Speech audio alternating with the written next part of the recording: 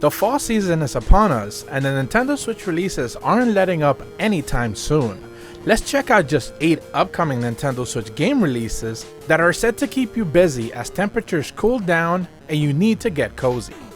It's no secret that Crisis Remastered Trilogy has been one of those highlight reveals pretty much that we got throughout the entire summer, and that's mainly due to Crytek doing such a great job porting over the very first game and now undertaking the fact that they're bringing the second and third game in a collection trilogy package onto the Nintendo Switch. While it's still a little bit sad that there's no actual physical cartridge of all 3 games included, they're only going to be able to be available digitally, it's still a great showing that they're finally putting in real effort, not just to be able to get these great classic games, but also make them look as best as possible on your handheld.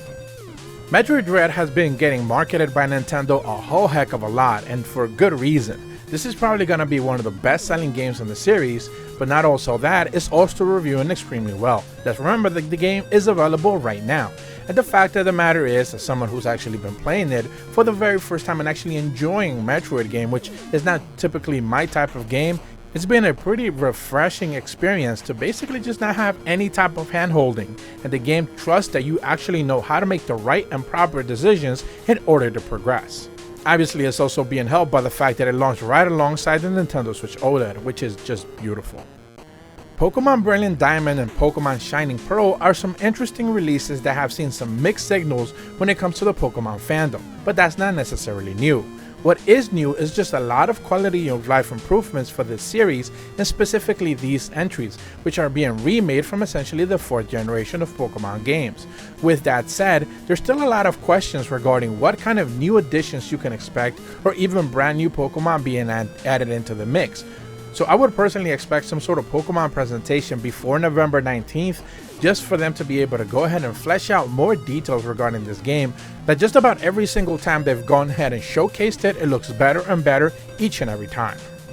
Tetris Effect Connected is one of those releases that it didn't necessarily make a lot of big splash when it was originally revealed, but the fact of the matter is that Tetris Effect is one of the best Tetris games ever made, and that says a lot, especially with such a long-lived history for this specific franchise. And the fact that Tetris Effect now is available on the Nintendo Switch and it looks as good as it actually does and it plays as good as it actually plays, it just speaks to volumes on how such a great job they did porting over this specific title. Not only that, it brings in a couple of brand new features that weren't available in other consoles before that have now been passed into all those fans as well who already purchased the game, so no one's necessarily missing out as well.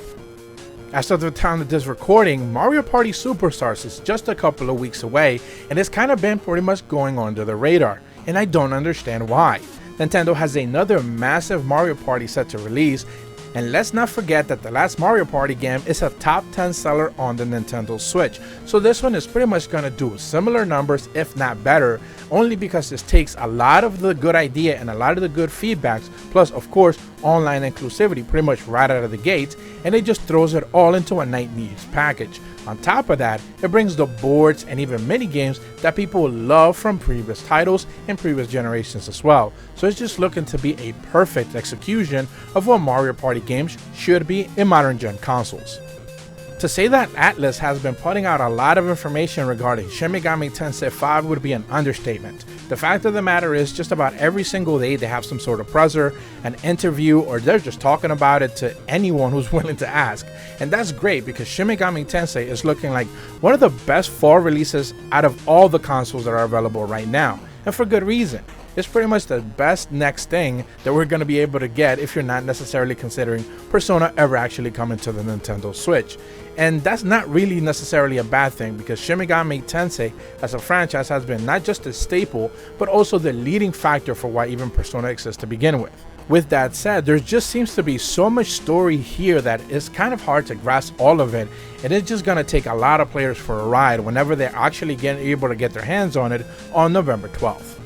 I honestly wish I had glowing things to say regarding Advance Wars 1 and 2 Reboot Camp, but the real question is just why is Nintendo not necessarily showcasing this game and is leaving us, the fans of the series, to actually do all their marketing for them? And I don't necessarily have an answer to that. In the most recent Nintendo Direct, they didn't even show a trailer for it. They didn't even care to remind people that this game is set to come out just in early December 3rd to be specific. So the fact of the matter is that it's up to us, pretty much the fans of the Advance Wars series, to basically make it known and make it well known that this game is set to release. It's probably going to be fantastic, but Nintendo's just for some reason not necessarily interested in marketing all that well, which is just a dang shame.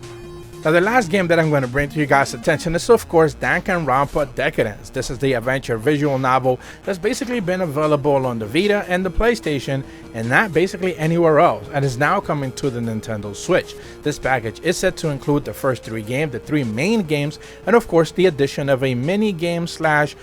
visual novel style party game type of a thing. And the real sad part is that there's been a lot of negativity regarding the fact that they're choosing to monetize some of those aspects for that mini game, although the rest of the entire 3 games are just as naturally, as visual novel, horror, survival as you would have typically expected. But the fact of the matter is there's been a lot of negativity regarding just that very specific minigame that's kind of dampened some expectations and excitement for this game, which should be making a lot of fans extremely happy that's now being brought over to a handheld console once again. But those are the 8 games that I quickly wanted to touch upon that are set to release this fall, and hopefully gets you guys excited as to what to expect before the end of the year. If this video helped you discover my channel, be sure to leave a like and subscribe, hit the bell to receive notifications when the videos go up, and as always, thank you so much for watching. See ya!